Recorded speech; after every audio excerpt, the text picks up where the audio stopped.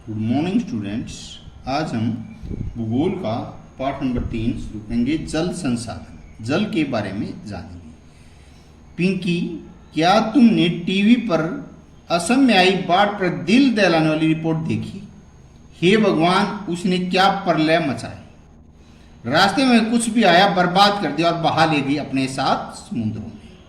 कौन सी नदी से आई असम में? ब्रह्मपुत्र नदी से।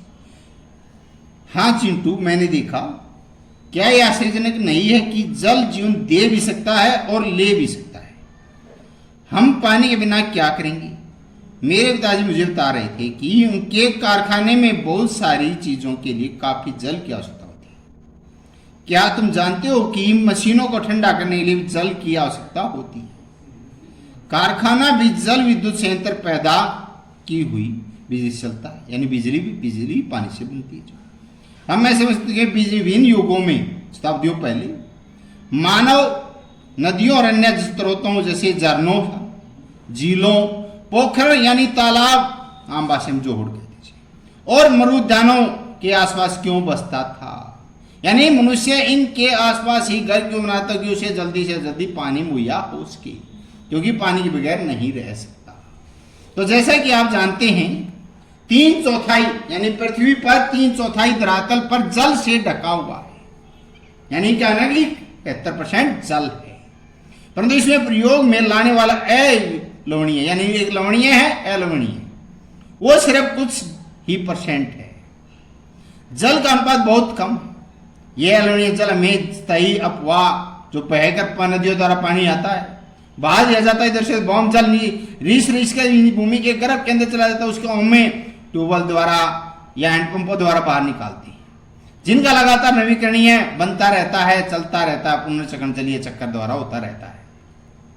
सारा जल जलीय चक्र में गतिशील रहता है, जिसे जल नवीकरणीय सुनिश्चित होता है। आपको आश्चर्य हो रहा होगा कि जब पृथ्वी का 3/4 भाग जल से गिरा है और एक जल नवीकरणीय योग्य संसाधन है, तब भी विश्व के अनेक देशों और क्षेत्रों में जल की कमी कैसे? ऐसी भविष्यवाणी क्यों की जा सकती है? 2025 में 20 करोड़ लोग जल की नितांत कमी झेलेंगे। जल दुर्लभता और जल संरक्षण एवं प्रबंधन की आवश्यकता, जल के विशाल भंडार और इसके नवीकरणीय योग्य गुणों के होते हुए भी यह सोचना मुश्किल है कि हमें जल दुर्लभता का सामना करना पड़ सकता है। जैसे ही हम जल की कमी की बात करते हैं तो तत्काल ही कम वर्षा वाले क्षेत्रों में, सूखाग्रस्त इलाकों में ध्यान आता है कि वहां आदमी कैसे रहता होगा। जैसे मानस पटल पर तुरंत राजस्थान के मरुस्थल में, राजस्थान के जैसलमेर, बाड़मेर, उदयपुर, भरतपुर में, और जल से भटकी वे मटके संतुलित करती हुई और जल भरने के लिए लंबा रास्ता तय करने वाली पनियारिन, यानी कि हमारी माताएं बहनें, पनियारिन जो दूर से पानी लेके आती चित्तर हो जाते हैं। यह सच है कि वर्षा में वार्षिक और मौसमी परिवर्तन के कारण जल संसाधनों की उपलब्धता में समय और स्थान के अनुसार विभिन्नता, परंतु अधिकतर जल कमी के इसके अतिशोषण, अत्यधिक प्रयोग और समाज के विभिन्न वर्गों में जल के असमान वितरण के कारण होता है। क्या यह संभव है कि किसी क्षेत्र में प्रचुर मात्रा में जल संसाधन होने के बावजूद विवाद जल की दुर्लभता? हमारे कई शहर इसके उदाहरण है। अतः जल दुर्लभता अत्यधिक और बढ़ती जनसंख्या, इसके परिणाम स्वरूप जल की बढ़ती मांग, जनसंख्या जितनी ज्यादा बढ़ेगी उतनी मांग पानी की बढ़ जाएगी और इसके असमान वितरण का परिणाम हो सकता है। जल अधिक जनसंख्या के लिए घरेलू उपयोग में ही नहीं बल्कि अधिक अनाज उगाने के लिए भी चाहिए। अतः अनाज का उत्पादन बढ़ाने के लिए जल संसाधनों अति शोषण करके ही सिंचित क्षेत्र बढ़ाया जा सकता है और शुष्क क्षेत्र में भी खेती की जा सकती है। सिंचित कृषि में जल का सबसे ज्यादा उपयोग होता है शुष्क कृषि तकनीकों और सूखा प्रतिरोधी फसलों के विकास द्वारा। अब कृषि क्षेत्र में क्रांति लाने की आवश्यकता रही है। ये चित्र है, पानी किसे कैसे बच रहा है, पीने का पानी कैसे इकट्ठा करा। पानी बहुत ज्यादा है, पीने का ले रहा, कितनी बोतलों में ले रहा है। ये दूर से पानी लेके आ नहीं है, ये लाइन में ट्यूबवेल का या हैंडपंप का या टैंकर की गेट में कितनी लंबी लाइन लगी हुई है। तो आपने टेलीविजन विज्ञान में देखा होगा कि बहुत से किसानों के खेतों में अपने निजी कुएं हैं और नलकूप हैं, इन सिंचाई करके उत्पादन बढ़ा रहे हैं। परंतु आपने सोचा होगा इनका परिणाम क्या हो सकता है? इसी कारण बॉम्ब जल स्तर भूमि के अंदर जो पानी है स्तर नीचे चला गिरेगा और लोगों के लिए जल की उपलब्धता में कमी हो सकती है। भोजन सुरक्षा खतरे में पड़ सकती है। स्वतंत्रता के बाद 15 अगस्त 47 के बाद भारत आजादी के बाद भारत में तेजी औद्योगिकरण एंड टेक्नोलॉजी शहरीकरण हुआ, विकास के अवसर पैदा हुए। आजकल हर जगह बहुराष्ट्रीय कंपनियां, बहुमाननीय कंपनियां लगी हुई हैं, बड़े बड़े औद्योगिकरणों में ग्रुप फैली हुई है। उद्योगों की बढ़ती संख्या के कारण अवैध जल संसाधनों पर दबाव पड़ रहा है। उद्योगों को अत्यधिक जल के अलावा उनको चलाने की ऊर्जा की आवश्यकता होती है। इसको काफी हद तक पूर्ति जल विद्युत से होती है। वर्तमान समय भारत में कुल विद्युत का लगभग 22% भाग जल विद्युत से प्राप्त होता है। इसके अलावा शहरों की बढ़ती जनसंख्या और जनसंख्या तथा शहरी जीवन शैली कारण न केवल जल और ऊर्जा की आवश्यकता बढ़ोतरी हुई, अपितु इससे संबंधित समस्या और भी गहरी हुई। यदि आप शहरी आवास समितियां या कॉलोनी में नजर डालें तो आप पाएंगे कि उनके अंदर जल पूर्ति के लिए नलकूप स्थापित किए गए हैं, जिसे हम आज समर्सिबल कहते हैं। इसमें कोई आश्चर्य नहीं, हैरानी नहीं है कि शहरों में जल संसाधन की शोषण हो रहा है, इनकी कमी होती जा रही है। अब तक हमने जल गुणवत्ता की मात्रा के पहलू की बात की। आओ अब हमें स्थिति के बारे में जानकारी विचार करें। जहाँ लोगों की आवश्यकता है काफी हद तक जल संसाधन, परंतु फिर भी इन क्षेत्रों में जल की दुर्लभता है। यह दुर्लभता जल की खराब गुणवत्ता के कारण हो सकती है। पिछले कुछ वर्षों में यह चिंता विषय बनता जा रहा है।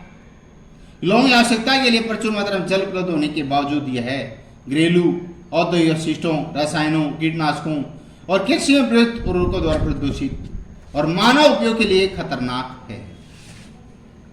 भारत में नदियों विशेषकर छोटी सरिताएं हैं, जहरीली धाराओं में परिवर्तित हो गई हैं। क्यों में कूड़ा कचरा मल मूत्र बहा दिया जाता है। बड़ी नदियों जैसे गंगा यमुना भी शुद्ध नहीं है। उनमें फैक्ट्रियों का, आगरा का, कानपुर का, इलाहाबाद का असंख्य पशुओं के मरे हुए खाल चुमड़ा बहा दी जाती है।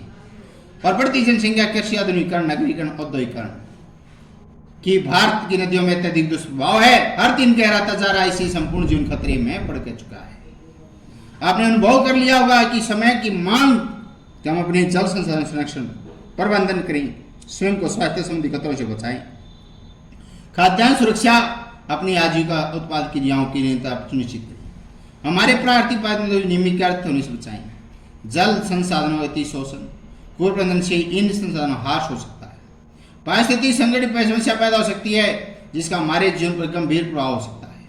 बहुउद्देशीय नदी परियोजनाएं हैं, नदियों पर अनेक परियोजनाएं बनी हुई हैं बिजली की समुचित जल संसाधन प्रबंधन के लिए। हम जल का संरक्षण प्रबंधन कैसे करें? पुरातत्व वैसे वैज्ञानिक ऐतिहासिक अभिलेख दस्तावेज बताते हैं, जो लाखों सालों पहले लिखी हुई चीजें, प्राचीन काल में, आज से बहुत समय पहले सिंचाई के लिए पत्थरों और मलबे से बांध, जलाशय, झीलों के तटबंध, नहरों जैसे उत्कृष्ट जलीय कृतियां बनाई गई। इसमें कोई आश्चर्य नहीं कि हमने यह परिपाटी आधुनिक भारत में नजारी रखी। अधिकतर नदियों के बेसिनों, गर्तों में बांध बना दिए।